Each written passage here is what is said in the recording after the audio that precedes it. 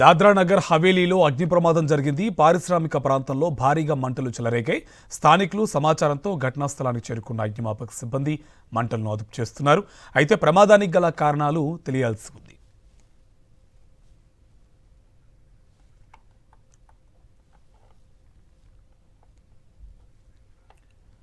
దాద్రా నగర్ హవేలీలో అగ్ని ప్రమాదం జరిగింది. పారిశ్రామిక ప్రాంతంలో భారీగా మంటలు చెలరేగాయి.